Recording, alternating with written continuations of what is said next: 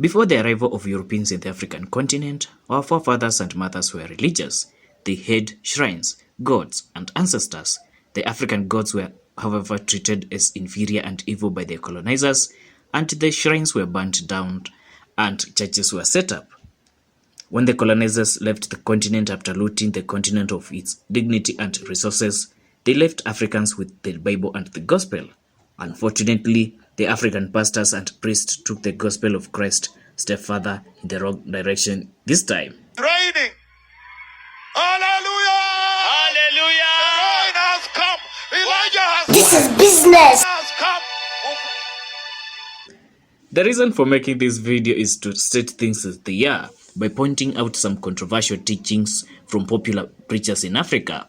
I am talking about Bushiri from Malawi, who is based in South Africa, Pastor Kakande from Uganda, Pastor Ezekiel from Kenya, Pastor Lukau from South Africa, Pastor McKenzie Ndenge from Kenya, Pastor Daniel Obinim in Ghana, and the mightiest prophet War from Kenya.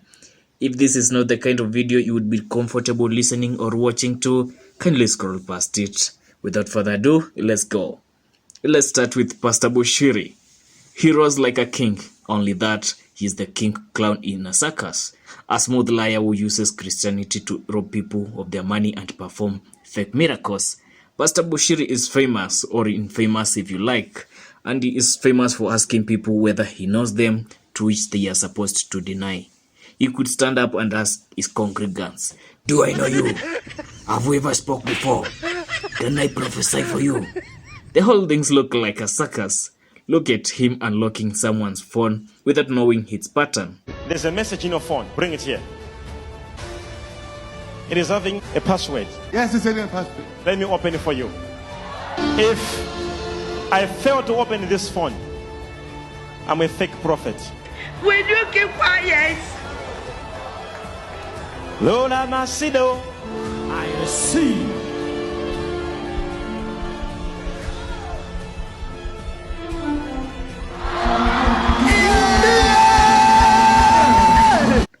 Wow.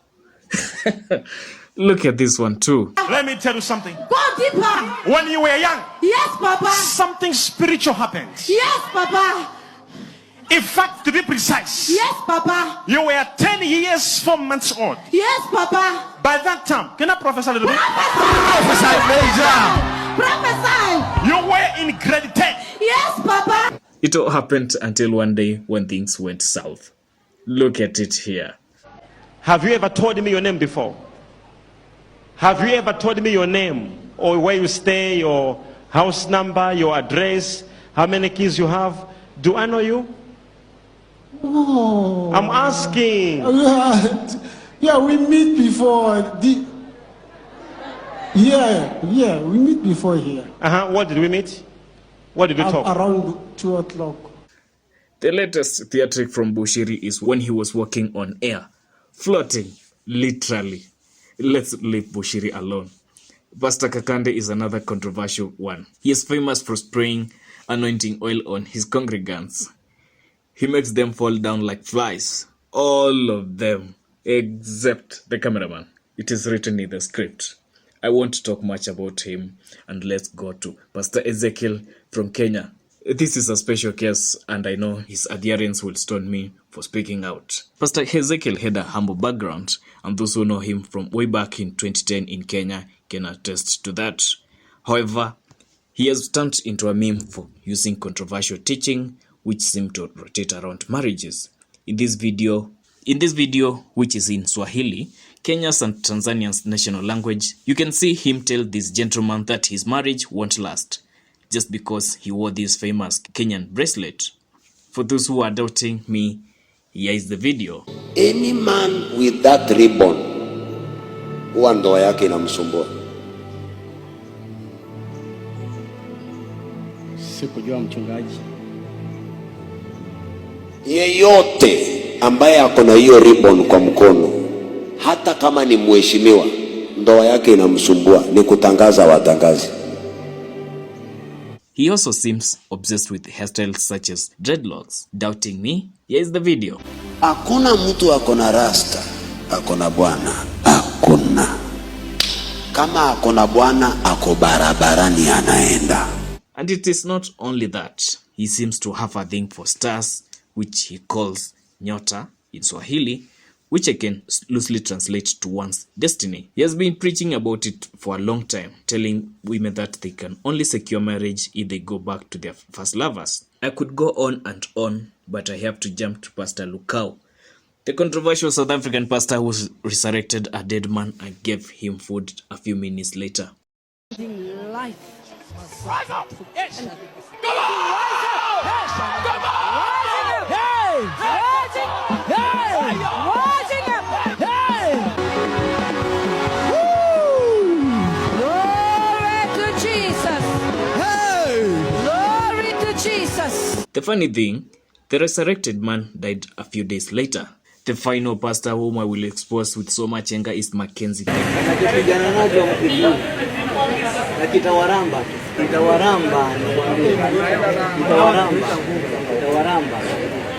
He started his church way back in 2003 in Malindi before moving to the Migingo village in Malindi along Kenya's coast in 2015. A year later, he would open a TV station which he used to radicalize. His adherents, especially women, were considered so easy to manipulate. His teachings included telling people not to take Huduma card, a project that the Kenyan government had rolled out to digitalize its operations. Here is a video on that. Kuweka mtu fasting akiwa kwake. Unless ukawakusanya, ukawaweka mahali, ukawaingiza fasting. Na maybe hata ukawafungia ili wasiweze kuaccess chakula na maji. In 2018, he would be arrested for preaching to his adherents against getting educated. In 2023 March, MacKenzie would then become a topic of discussion for telling his female adherents to starve their children to death. According to him, it was only through death that they would see Jesus. The brainwashed women would do that without questioning. Things escalated when the rogue preacher moved from the children to the mothers and men too. According to survivors of the engineered massacre, the man of God, in quotes, would tell the people that leaving their belongings would enable them meet Jesus so easily. He would then tell the people to fast, and in the process, some of them would end up dead. So many people sold their property and gave the money to him, after which they would go missing, only for their bodies to be found buried in the first 800 acres which he owns in Shakahola, Malindi, Kenya. As of 24th April 2023, around 73 bodies had been exhumed from the farm. 73 bodies. That is scary. I could go on and on exposing the fake preachers, including the mightiest prophet, Prophet Owor, who heals the blind, resurrects people such as Mama Rosa, and heals the cripple. I'm tempted to touch on this. But have you ever realized that the crutches which the mightiest prophet Owor collects from the allegedly healed people are usually brand new? Stage managed maybe? Maybe. And what about Pastor Daniel Obinim from Ghana, who was caught beating up a pregnant woman and calls himself an angel? Let me leave Pastor Manyuru from Kenya, the late TB Joshua and Prophet Chris Oyakilome from Nigeria. Only Africans can free themselves from the yokes of false prophets and preachers. If you liked the video, why not subscribe?